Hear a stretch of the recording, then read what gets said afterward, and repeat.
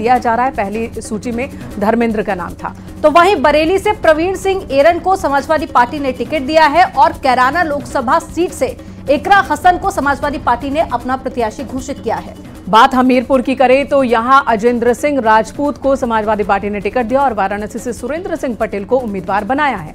यानी कि एक तरफ कांग्रेस के साथ में सीट शेयरिंग पर बात चल रही है, तो वहीं समाजवादी पार्टी के तीसरे दाव से अब कांग्रेस ने तनाव भी बढ़ गया है कांग्रेस पार्टी का। इसी से जुड़ी एक रिपोर्ट आपको दिखाते हैं।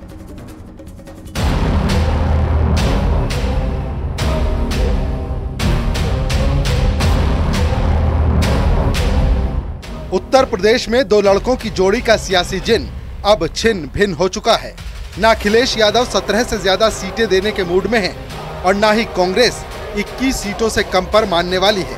ऐसे में अब दोनों पार्टियों की राहें अलग अलग जुदा जुदा हो चुकी हैं। बार बार गठबंधन की हुंकार भरने वाले अखिलेश यादव का अब गठबंधन से मोह भंग हो चुका है। एक एक समाजवादी कार्यकर्ता कांग्रेस के अड़ियल रवैये से नाराज हो चुका है। क्या अध्यक्ष, क्या प्रवक्ता, सबने एक साथ कांग्रेस से दोस्ती तोड़ने का फैसला कर लिया है और जो बयानबाजी हो रही है वो कांग्रेस पर डायरेक्ट हमला है। समाजवादी पार्टी का स्टेटमेंट है, अखिलेश यादव ने बड़े दिल के साथ गठबंधन चाहा, लेकिन कांग्रेस के अहंकारी प्रभारी गठबंधन नहीं चाहते। अगर गठबंधन टूटा तो इसकी जिम्मेदारी कांग्रेस की होगी। उत्तर प्रदेश में कांग्रेस का वोट शेयर कई छोटे दलों से भी कम है। समाजवादी पार्टी अकेले बीजेपी को हटाने में सक्षम है। ये वो बयान है जो इस बात की गवाही देने के लिए काफी है कि अब तीर कमान से निकल चुका है, सिर्फ आधिकारिक ऐलान बाकी है। दरअसल समाजवादी पार्टी और कांग्रेस में सीट बंटवारे को लेकर पेच फंसा है। समाजवादी पार्टी का कहना है कि अखिलेश यादव बड़े दिल के साथ सपा और कांग्रेस का गठबंधन चाहते थे, लेकिन कांग्रेस के घमंडी प्रभारी के कारण ये नौबत आई है। ऐसे में उत्तर प्रदेश में अगर समाजवादी पार्टी और कांग्रेस का गठबंधन टूटता है तो इसकी जिम्मेदारी कांग्रेस की होगी। दरअसल 27 जनवरी को अखिलेश ने कांग्रेस को 11 सीट देने का ऐलान किया। 30 जनवरी को एसपी उम्मीदवारों की पहली लिस्ट में 16 उम्मीदवारों के नाम का ऐलान हुआ। 19 फरवरी को समाजवादी पार्टी ने कांग्रेस को 17 सीटों का ऑफर दिया। 19 फरवरी को समाजवादी पार्टी ने 11 और उम्मीदवारों का ऐलान किया। यानी एक तरफ समाजवादी पार्टी अपनी रणनीति के साथ लोकसभा चुनाव में आगे बढ़ रही है, तो दूसरी तरफ कांग्रेस के साथ सीटों पर बातचीत की बहानेबाजी भी हो रही है। लगातार वरिष्ठ नेता बात कर रहे हैं और अगर गठबंधन होता है तो आप सबको क्या यात्रा में शामिल होने वाले राष्ट्रीय? मैं तो मैनपुरी में हूँ क्योंकि ये क्षेत्र मेरा है और मुझे नहीं पता कि क्या डिसीजन हो रहा है लखनऊ में। 2-3 सीटें यहाँ वहाँ हम चाहते हैं, वो नहीं चाहते हैं, ये सब बातचीत से ही तय होगा और अंतिम रूप दिया जा रहा है।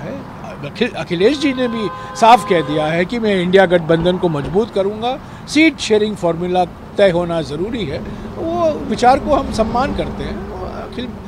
अखिलेश यादव जी इंडिया गठबंधन के एक महत्वपूर्ण स्तंभ। मतलब ये कि अब कांग्रेस और समाजवादी पार्टी के पास कोई ऐसी वजह नहीं बची जिससे गठबंधन को बरकरार रखा जाए। और इसी उठापटक के बीच कहा जा रहा है कि दो लड़के अब अलग अलग जुदा जुदा हो चुके हैं। Bureau report, news 18।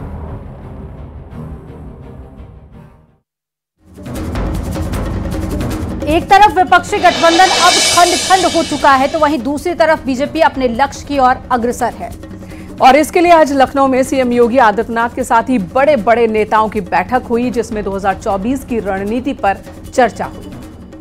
मीटिंग में चुनौतीपूर्ण सीटों का ब्यौरा तैयार किया गया और महिला से अल्पसंख्यक तक हर मोर्चे की जिम्मेदारी तय की गई। साथ ही भूपेंद्र चौधरी ने कहा, बीजेपी के चुनावी अभियान को और तेज किया जाएगा। इसके लिए पदाधिकारियों से भी चर्चा हुई है। आने वाले दिनों में यूपी में प्रधानमंत्री मोदी की रैली और जनसभा भी होगी, जिसके लिए रोड मैप तैयार किया गया है। वहीं अमित शाह और जेपी नड्डा भी यूपी का दौरा करेंगे और हारी हुई सीटों पर ताबड़तोड़ रैलियां करेंगे। यानी कि एक तरफ विपक्षी पार्टियां सीटों में उलझी हुई हैं, तो वहीं दूसरी तरफ बीजेपी नई नई रणनीति तैयार करने में जुटी हुई है। एक रिपोर्ट आपको दिखाते हैं। देश न छोटे सपने देख सकता है और देश न अब छोटे संकल्प ले सकता है। सपने भी विराट होंगे, संकल्प भी विराट होंगे। हम सबका संकल्प भी है कि हमें भारत को विकसित बनाना।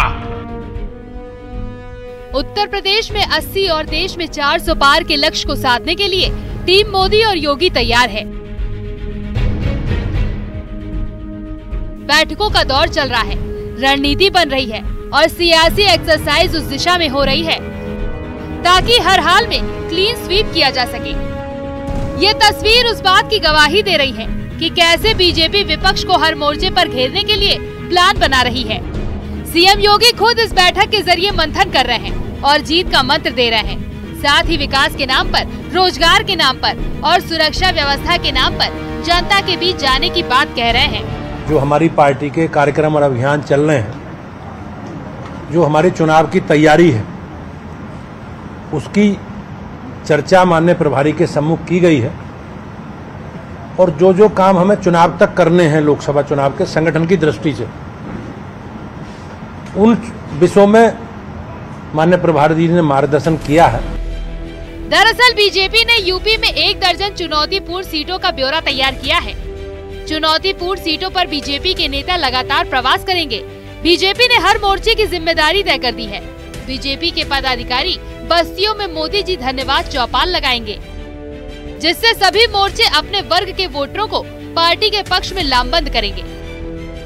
मतलब ये कि बीजेपी अब विकास के साथ ही जातीय समीकरण साधने के भी मूड में है। दरअसल भारतीय जनता पार्टी जो हारी हुई लोकसभा की सीटें हैं, उन पर भी मंथन कर रही है कि उनमें किस तरीके की सियासी व्यूह रचना की जाए कि जिससे विपक्ष को घेरा जा सके। ये बैठक में मुख्यमंत्री योगी आदित्यनाथ के साथ में तमाम भारतीय जनता पार्टी के पदाधिकारी प्रदेश के भी मौजूद हैं। आगामी लोकसभा चुनाव के लिए अब उत्तर प्रदेश में बड़े बड़े नेता हुंकार भरते नजर आएंगे। इसके लिए चुनावी रैली और चुनावी कार्यक्रम की रूपरेखा तय की है। यूपी में पीएम मोदी चुनावी रैली करेंगे। अमित शाह जनसभा को संबोधित करेंगे। जेपी नड्डा का भी कार्यक्रम तय हो चुका है। हारी हुई सीटों पर ताबड़तोड़ रैली होगी। इन सब के अलावा सीएम योगी खुद इन दिनों उत्तर प्रदेश में रोजगार और बम्पर निवेश का संदेश दे रहे हैं, जिसकी झलक चुनावी रण में भी देखने को मिलेगी। जब सुरक्षा का माहौल होता है, सरकार की स्पष्ट नीति होती है, नियत साफ होती है, तो हर निवेशक उस सुरक्षित वातावरण में निवेश करने का इच्छुक होता है। आज ये वातावरण उत्तर प्रदेश के अंदर देखने को मिल रहा है।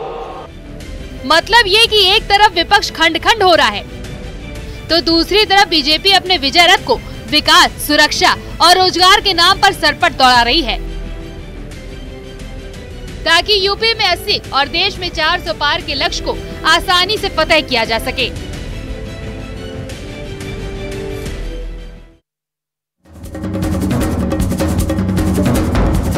कभी समाजवादी पार्टी में महासचिव रहे स्वामी प्रसाद मौर्य का अब अखिलेश से मोह भंग हो गया और अब उन्होंने पद के साथ ही पार्टी से भी इस्तीफा दे दिया है। साथ ही स्वामी प्रसाद मौर्य ने अखिलेश यादव को भी निशाने पर लिया और कहा कि अखिलेश सॉफ्ट हिंदुत्व के चक्कर में खाटी समाजवादी पार्टी का संकल्प भूल गए हैं। आपको एक रिपोर्ट दिखाते हैं कि कैसे अब अखिलेश यादव अपनों के बीच घिर गए हैं।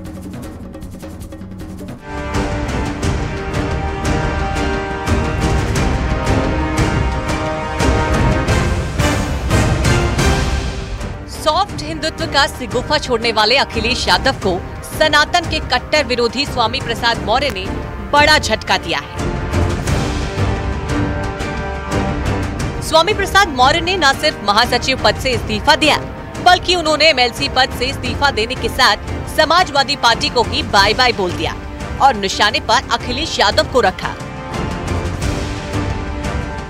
स्वामी प्रसाद मौर्य ने कहा, अखिलेश यादव और उनकी पार्टी से वैचारिक मतभेद है, क्योंकि अखिलेश समाजवादी पटरी से नीचे उतर चुके हैं। वैचारिक और सैद्धांतिक रूप से मैं किसी से भी टकराने का बगदर रहा हूं। ये टकराहट पहले भी होती रही है। आज अलग होने का कारण भी वैचारिक मतभेद ही है। अखिलेश यादव जी से मेरा वैचारिक मतभेद हुआ है, समाजवादी पार्टी से मेरा वैचारिक मतभेद है, मनभेद नहीं है। क्योंकि समाजवादी पार्टी के नेता अखिलेश यादव जी को भी देखा मैंने, ये समाजवादी विचारधारा के विपरीत जा रहे हैं। खुद को खाटी समाजवादी नेता बताने वाले स्वामी प्रसाद मौर्य का अब समाजवादी पार्टी से नाता टूट चुका है, क्योंकि उन्होंने पद के साथ ही पार्टी से भी इस्तीफा दे दिया है। स्वामी प्रसाद मौर्य ने कहा, एसपी के एमएलसी पद से भी इस्तीफा, सपा की सदस्यता से भी इस्तीफा, पहले ही एसपी का महासचिव पद छोड़ा, अब सिर्फ इंडिया गठबंधन का साथ देंगे। यानी स्वामी प्रसाद मौर्य ने साफ कर दिया कि वो नेता भले ही समाजवादी पार्टी के हैं, लेकिन समाजवादी पार्टी से अब नाता नहीं है। और इसी विचारधारा को जीवंत बनाए रखने के लिए मैंने सभी प्रकार के पद का त्याग किया है, विधान परिषद का भी त्याग किया है। अब आने वाली 22 फरवरी 2024 को दिल्ली के तालकटोरा स्टेडियम में कार्यकर्ताओं के साथ समागम होगा, जहां पर आगे की दिशा तय होगी। स्वामी प्रसाद मौर्य ने अखिलेश यादव का साथ उस मोड़ पर छोड़ा है जहां से अखिलेश की राहें काफी कठिन हो चुकी है, क्योंकि एक तरफा टूटता गठबंधन है तो दूसरी तरफ मोदी के नेतृत्व में अधिक एनडीए गठबंधन। स्वामी प्रसाद मौर्य जी समाजवादी पार्टी को रसातल में पहुंचाने गए थे और काम वहां हो गया। कुछ बचा खुचा तो अलग हो करके, हमने बताया ना, कुछ लोग सट के करेंगे फिर हट के करेंगे, कुछ लोग हट के करेंगे। तो अब हट करके पार्टी बना करके सैकड़ों समाजवादी पार्टी के नेता स्वामी प्रसाद मौर्य जी के साथ खड़े हो जाएंगे। तो कमज़ोर कौन होगा? सबका ना कमज़ोर होगी। तो सब लोग गाहें बगाहें सब मोदी जी की मदद कर रहे हैं। यानी जिस छोटे छोटे नेताओं को साथ लाकर छोटे बड़े दलों से मेल मिलाप कर अखिलेश बीजेपी के सामने पीडीए का झंडा बुलंद करने की कोशिश कर रहे थे, उसका लोकसभा चुनाव से पहले ही बंटाधार हो चुका है और उत्तर प्रदेश में अब अखिलेश अपनों के बीच ही घिर चुके हैं। Bureau report, news 18।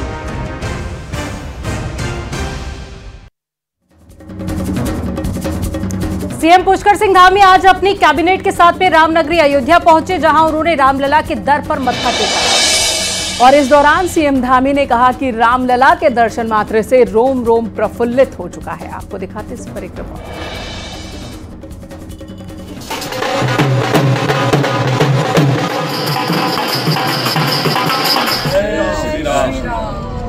जय सिया राम, जय सिया राम, जय सिया राम, जय सिया राम।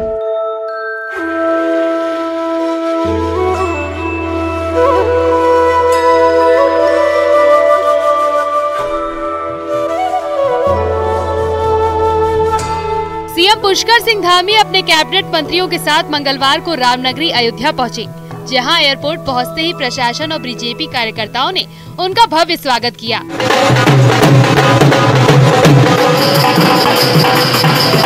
वहीं देहरादून से अयोध्या रवाना होने से पहले सीएम धामी समेत सभी मंत्रियों ने जय श्री राम और जय सिया राम के नारे लगाए। जय सिया राम, जय सिया राम, जय सिया राम, जय सिया राम, जय सिया राम। मुख्यमंत्री धामी के साथ रेखा आर्य, धन सिंह रावत, सतपाल महाराज, प्रेमचंद अग्रवाल, सुबोध उनियाल और राज्यसभा सांसद नरेश बंसल भी अयोध्या गए। हालांकि मंत्री गणेश जोशी और सौरभ बहुगुणा निजी कारणों से अयोध्या नहीं जा सके।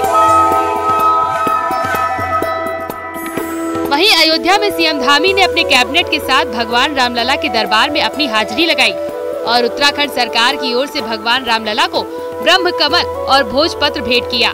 रामलला के दर्शन के दौरान सीएम धामी काफी भावुक नजर आए। इस दौरान सीएम धामी ने कहा कि रामलला के दर्शन के लिए रोम रोम भक्तिमय और मन प्रफुल्लित है। आपको बता दें कि प्राण प्रतिष्ठा के बाद ही सीएम धामी और उनके कैबिनेट के अयोध्या जाने की तैयारी थी, लेकिन अयोध्या में उमड़ी भारी भीड़ के चलते कार्यक्रम को स्थगित करना पड़ा था। Bureau report, news 18।